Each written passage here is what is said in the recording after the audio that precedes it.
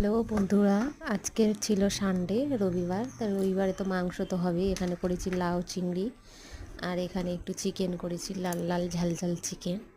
আমার ছেলে ভীষণ চিকেন খেতে ভালোবাসে, ওর চিকেন হলে আর কোনো কিচ্ছু দরকার নেই। তা ওকে ভাত খাও, তাই ভাত বেড়ে নিচ্ছি।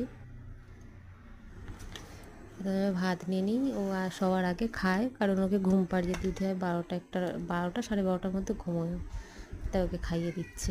আর মাংস হলে তো বলতে হবে না, আগে বলবে আমাকে ভাত দাও, ভাত খাবো।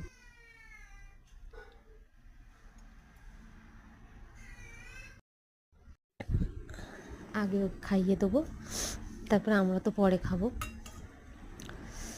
আজকে রবিবার মানে দেরি করে খাওয়া হবে। হাজব্যান্ড বাড়ি আছে, মানে ও এখন বাইরে এদিক ওদিক যাবে, তারপর বাড়ি আসবে, তারপরে খাওয়া দাওয়া।